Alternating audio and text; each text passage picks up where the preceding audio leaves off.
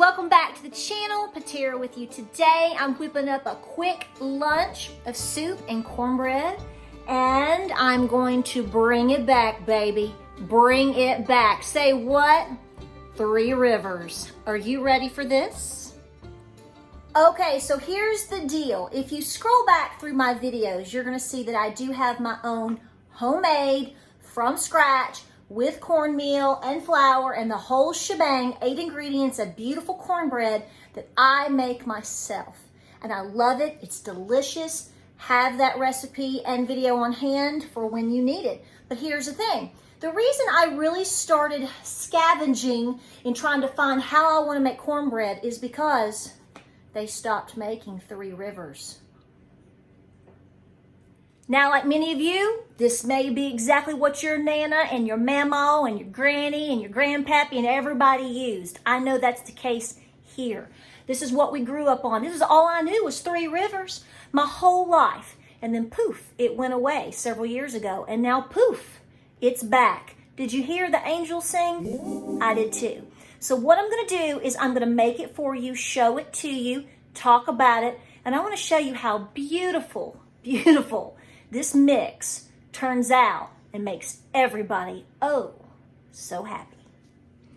So what I'm going to do is pretty much show you this and let you know that you need to look for it in your area. I know that here in East Tennessee, we're seeing it now at Food City and Ingalls in particular. Those are some of the places I shop here locally. They're available to us. So heads up, people, heads up. So if you can try this, do. It makes a beautiful, beautiful cornbread, and it is a mix, okay? So it does have those shortcuts for you, but it's good. So here's what I'm going to do. So what it calls for is 2 cups of its actual cornmeal mix itself. It then calls for a 1.25 cups of milk, just plain old milk, no big old deal right there, darling. You don't have to add salt, you don't have to add baking powder, any of that stuff. It does call for a 1/4 cup of oil. Then, look at this little cutie tootie. I got several of them my husband got for me, cutie tooties. 1 egg. So you need 1 egg in the mix. That's nothing new. When I make mine, I put an egg in it. No big deal. Now, oh gosh, let's not fight, people. You have the option of honey or sugar. Oh my Lord, what did I just say? Did she just say sugar or honey in cornbread? I'm going to tell her Nana. I'm going to tell her Nana she said that.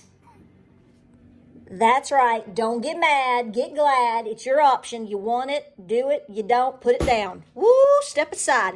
Now, here's what I do want to say also. You do need to have 2 pats of butter ready to go, because I add a little bit of butter to it. It's not on the directions, but I'm sorry. I think a little bit of melted butter right in the mix, just a dab, I think is what makes it so good. And in addition to that, you want another pat of butter, because that's what you're going to put in your cast iron skillet. Remember, we're doing cast iron here. You don't have to, but that's what I'm going to do. And I like to grease it up with a good amount of butter. Now, I'm just going to do a big pat, maybe a little bit more than this. Some people use more than this. It's up to you. But I don't use a 10-inch cast iron skillet. I use only a 9. So I don't want to drown it too hard, but we do want to add that flavor. So this is what we're going to do. We're going to mix all this up.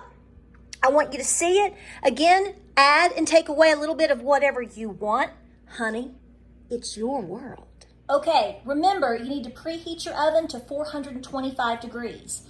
Put your cast iron skillet on in there. Get it heated up, okay? Because you're going to add your butter not long before you put your cornbread in. Don't put it in too early, because it will burn. Burn, baby, burn. Okay, so let's get this started. Okay, so I'm about to mix it up. About to mix it.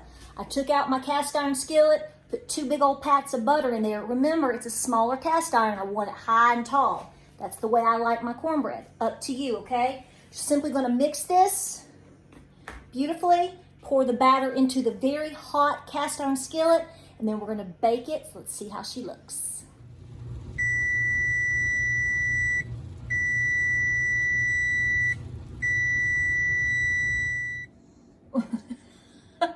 Okay, let's see if it flips. If it don't flip, we're still going to eat it, okay? So let's see what we can do here.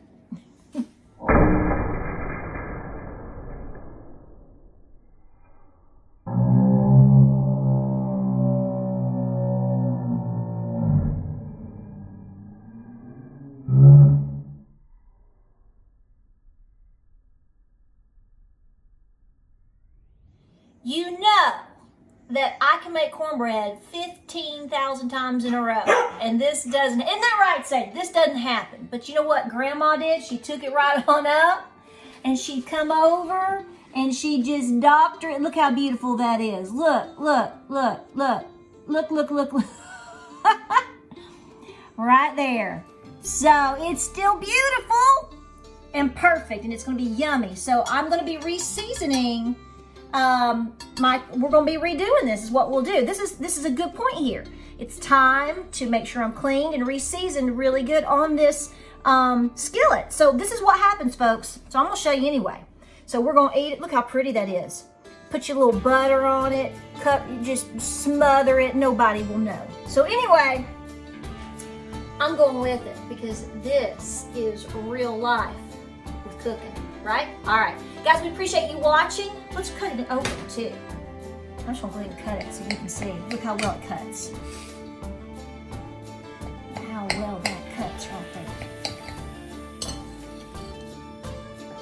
Look at that. Delicious. All right, guys, we appreciate you watching here at Appalachia's Homestead.